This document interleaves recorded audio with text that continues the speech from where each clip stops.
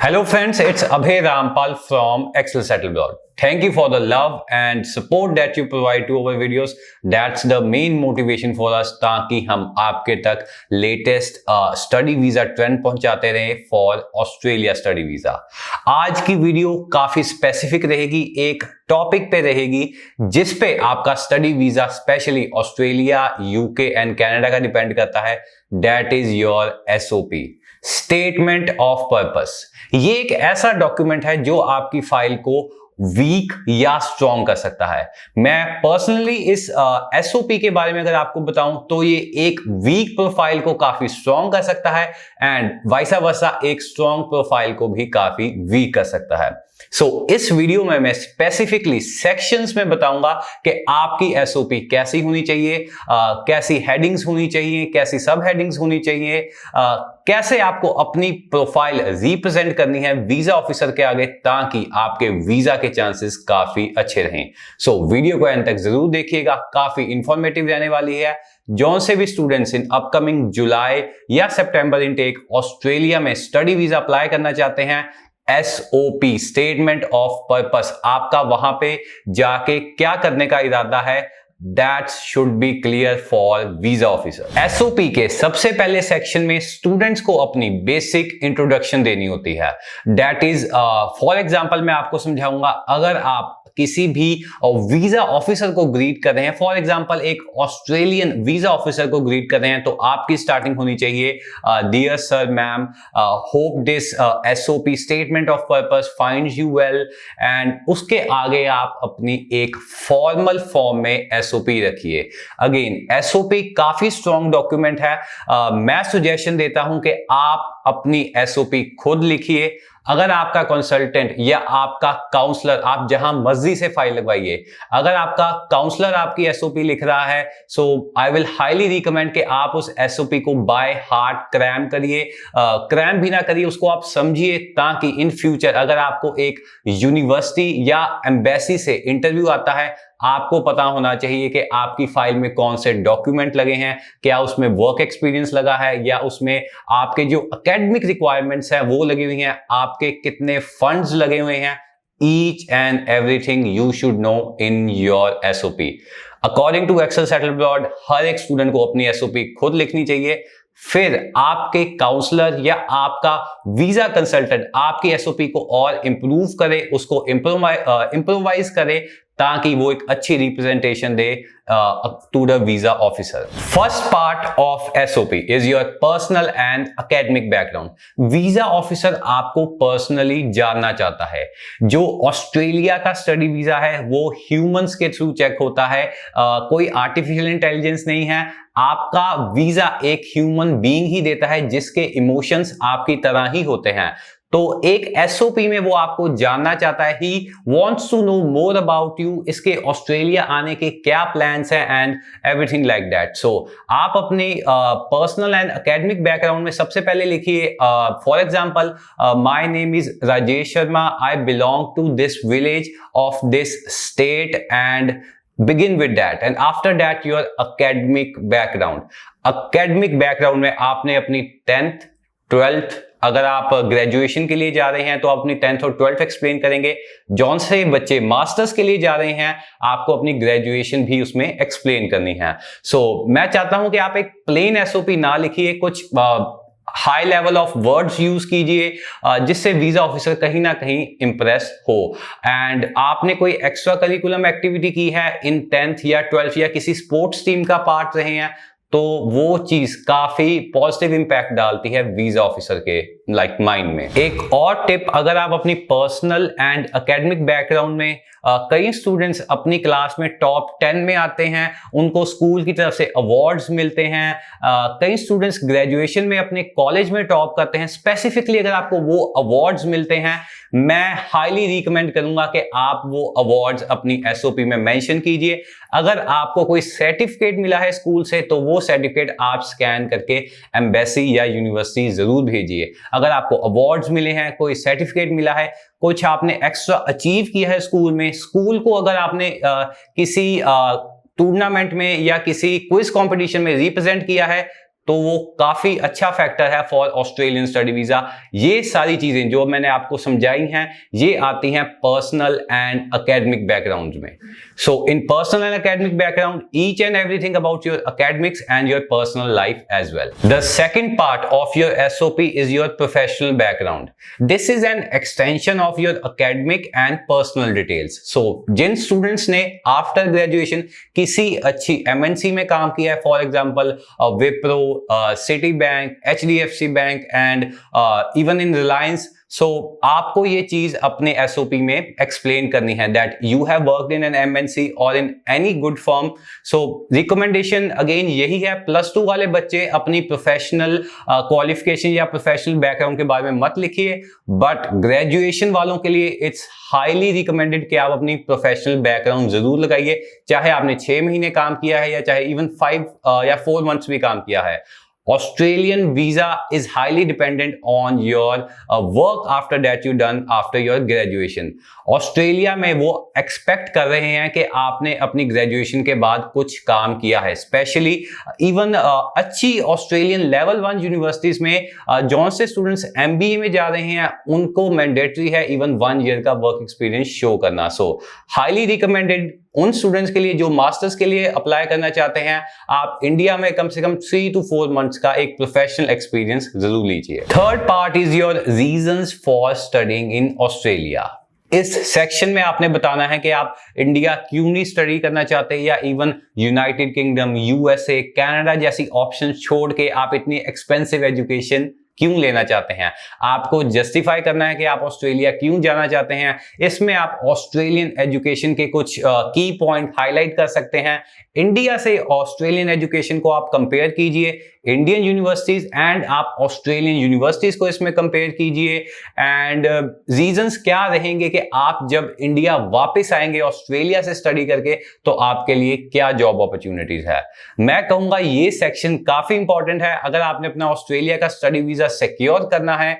So reasons for studying in Australia is one of the most key point for getting your Australian study visa in your SOP. Again, next part is your motivation to study a specific course in Australia.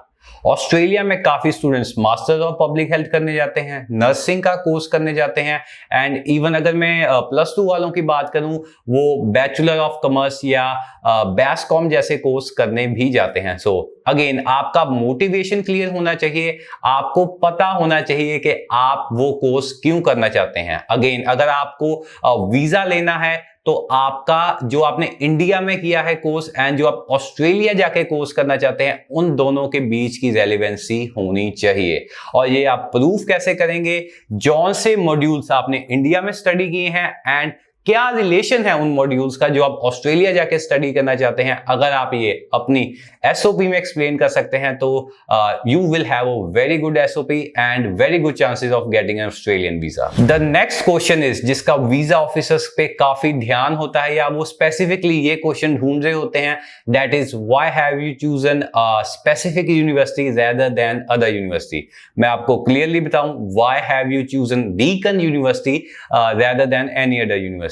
Again आपको इसमें fees compare करनी है, location compare करनी है, job perspectives compare करने हैं, even वो university कितनी पुरानी है in Australia. Students, Australia is the home of more than 100 international recognized universities. So, university selection एक बहुत बड़ा फैक्टर होता है आपका वीजा आने में फॉर ऑस्ट्रेलियन स्टडी वीजा। इसमें आप स्पेसिफिकली क्लियर कीजिए कि आपने एक पर्टिकुलर यूनिवर्सिटी क्यों चूज की है, इंटरनेशनल स्टूडेंट्स पहले कितने इंटरनेशनल स्टूडेंट्स उस यूनिवर्सिटी में स्टडी कर चुके हैं, एंड जॉब पर्सपेक्टिव्स क्या रहेंगे आपके। Each and everything should be clearly mentioned कि आपने वो पर्टिकुलर यूनिवर्सिटी क्यों चूज की है। Visa officer wants to know कि आपकी अपनी रिसर्च कितनी है किसी एक यूनिवर्सिटीज के बारे में। अगर आप अपनी एसओपी किसी अगेन काउंसलर से लिखवाते हैं तो उनके वही 3-4 बेसिक आंसर होंगे। It's one of the best universities in Australia, fees are affordable, but जो रिसर्च एक स्टूडेंट कर सकता है वो एक वीजा ऑफिसर या एक काउंसलर जो आपके जहां से आप फाइल लगवा रहे हैं वो नहीं कर सकता। सो आप डीप रिसर्च कीजिए अपनी यूनिवर्सिटी के बारे में, so you could have a very good chance of making an good SOP. Next and most important step for your SOP and काफी हद तक वीजा डिसीजंस जो हम जुलाई इनटेक के देख रहे हैं इसी क्वेश्चन पे आ रहे हैं, that is financial status of my family और financial status of mine. Australia का स्टडी वीजा एक्वायर करने के लिए आपको कम से कम 25 लाख रुपए 3 महीने पुराने अपने अकाउंट्स में शो करने पड़ते हैं। अगर आपके पास 3 महीने पुराने फंड्स नहीं हैं तो आप प्रूफ ऑफ फंड्स के साथ भी अप्लाई कर सकते हैं। सो ये सेक्शन एसओपी में इसलिए इंपॉर्टेंट हो जाता है क्योंकि A to Z आपके फादर क्या काम करते हैं, जॉब है या बिजनेस है, जॉब है तो कितने सालों से जॉब कर रहे हैं, बिजनेस है तो टर्नओवर कितना है बिजनेस का, each and everything. Financial status of my family में आपको ईच एंड एवरीथिंग एक्सप्लेन करनी है कि मेजर सोर्स ऑफ फंड क्या है, पेरेंट्स की आईटीआर कितनी जा रही है, मदर वर्किंग है तो उनकी कितनी सैलरी है, अगर हाउस वाइफ है so you should explain that, अगर आपके ब्रदर कोई जॉब करते हैं उनकी कितनी सैलरी है, इवन अगर कोई आपका brother and sister Australia, UK या कनाडा जैसी कंट्री में है उनकी कितनी इनकम है, तो आपको वो भी A to Z इस सेक्शन में बताना है। आप अपना फाइनेंशियल पोर्टफोलियो जितना अच्छा शो करेंगे उतने वीजा चांसेस आपके अच्छे रहेंगे। Australian visa is much dependent on your financial status rather than your IELTS और academics। आपके पास कितने पैसे हैं बैंक अकाउंट में, ऑस्ट्रेलिया का स्टडी वीजा उसके ऊपर डिपेंड करता है। कहीं ना कहीं एकेडमिक्स और IELTS स्कोर को हम बैक फुट दे सकते हैं, बट अगर आपके फंड्स नहीं ठीक हैं, नॉन जेन्युइन हैं, फंड्स कम हैं, तो ऑस्ट्रेलिया का स्टडी वीजा लेना काफी मुश्किल हो जाता है। सो सारे एजेंट्स को एंड सारे स्टूडेंट्स को मेरी एक सजेशन है कि आप इस सेक्शन पे काफी ध्यान देके ये सेक्शन को एक्सप्लेन कीजिए, पॉइंट्स डालिए सेक्शन में, सब पॉइंट्स डालिए, अपनी फैमिली इनकम के बारे में समझाइए, इवन अगर कोई आपकी प्रॉपर्टी है जिसकी वैल्यू काफी अच्छी है तो वो भी आप इस सेक्शन में डाल सकते हैं। Next come your accommodation as well your immigration history. Students जब भी आपकी फाइल ऑस्ट्रेलिया स्टडी वीजा के लिए लगती है आपके पासपोर्ट के 36 पेजेस स्कैन होके जाते हैं। वो देखना चाहते हैं कि आपने कौन सी कंट्री में ट्रैवल किया है एंड आपकी कौन सी कंट्री में इमिग्रेशन हिस्ट्री है। सो आप अपनी इमिग्रेशन हिस्ट्री बता सकते हैं इन प्रॉपर फॉर्मेट के इन डेट्स को, या इन सालों में मैं सिंगापुर घूमने गया, I went to USA in that year. आपको जहां पे भी आपने ट्रैवल किया है, इवन स्मॉल से स्मॉल कंट्री में अगर आपने ट्रैवल किया है आपको बताना पड़ेगा। इवन अगर आपने कनाडा भी ट्रैवल किया है आपको बताना पड़ेगा। अगेन ऑस्ट्रेलिया स्टडी वीजा रेफ्यूजल्स तो इतने चेक नहीं करता, बट अगर आपके पासपोर्ट पे किसी कंट्री की स्टैंप है सो ऑस्ट्रेलिया के लिए आपको उसकी जस्टिफिकेशन प्रोवाइड करनी पड़ेगी। Next is your accommodation. आपको यूनिवर्सिटी को एक्सप्लेन करना होता है कि आप ऑफ कैंपस रहेंगे या इन कैंपस रहेंगे। So it's a important factor. कोई भी बच्चा अगर बाहर स्टडी करने जाता है वो उसको कहीं ना कहीं रहना पड़ेगा, उसको अकोमोडेशन अपनी सेटअप करनी पड़ेगी। सो दे वांट टू नो कि आपने अपनी अकोमोडेशन के लिए कितनी रिसर्च की है। इसमें आप बता सकते हैं कि मुझे ऑफ कैंपस 1 मंथ का इतना रेंट में एक घर मिल जाएगा। So each and everything should be explained कि आपकी रिसर्च कितनी डीप है, आपने कितना गूगल का यूज किया है अपने आसपास के प्लेसेस में रेंट पे जगह लेने के लिए। सो अगेन रिसर्च बेस आप अपने आंसर्स दीजिए तो आपके वीजा सक्सेस रेट काफी अच्छे रहेंगे। Final part of your SOP is your declaration. Declaration एक काफी बेसिक document है that you will say that I will not involve in any illegal activities in Australia and I will be a bona fide student in Australia. I will complete my course in Australia. ऐसी basic चीजों से आपका declaration section complete हो जाता है and in the end आप एक affidavit भी अटैच करते हैं कि all the documents provided by me in Australian embassy are true and genuine. ये एक एफिडेविट होता है जो इंडियन गवर्नमेंट के थ्रू इशू किया जाता है। सो ऑल इन ऑल जितने सेक्शंस मैंने बताए हैं अगर आप वो हेडिंग्स में अपनी एसओपी लिखते हैं तो वीजा चांसेस काफी अच्छे रहेंगे। अपनी एसओपी आप सेक्शंस में डिवाइड करके लिखिए। First section, second section, third section, जो सी हेडिंग्स मैंने वीडियो में बताई हैं आप वही हेडिंग्स के नीचे एक्सप्लेन कीजिए पैराग्राफ्स में। अगर आपको फील होता है कि आपकी इंफॉर्मेशन ज्यादा है तो सब हेडिंग्स भी जरूर रीड कीजिए। वर्ड्स की आप इतनी परवाह ना कीजिए, क्योंकि वीजा ऑफिसर ने सबसे पहले आपकी एसओपी देखनी है, आपकी रिसर्च देखनी है, तभी आपको वीजा ग्रांट होना है। अगेन, एक वीक प्रोफाइल का भी एक अच्छी एसओपी के साथ वीजा आ जाता है, अच्छी प्रोफाइल का भी वीजा रिफ्यूज हो जाता है with weak SOP. So SOP strong रखिए। अब वीजा ऑफिसर को शो कीजिए कि आपने बहुत डीप रिसर्च की है about your course, about Australia, about each and everything, ताकि आपके वीजा सक्सेस रेट काफी अच्छे रहें। सो all in all guys, SOP एक बहुत बड़ा फैक्टर है। ये कहूं कि आपकी जो इतने सालों की मेहनत है, आपकी 10th होगी, आपकी 12th होगी, आपकी ग्रेजुएशन होगी, इवन जो आपकी कॉलेज की फीस आपने भरी है, जो फंड्स आपने शो करवाए हैं, वो सब एक एसओपी में आके कंपाइल हो जाते हैं गाइस। एसओपी को बहुत ध्यान से लिखिए। I know it's a irritating process. आप 3 से 4 दिन लीजिए, दिन में 1-1, 2-2 घंटे आप सिर्फ अपनी एसओपी पे फोकस कीजिए। अगेन, कॉलेज से, यूनिवर्सिटी से ऑफर लेटर लेना, सीओई लेना, it's not a big thing.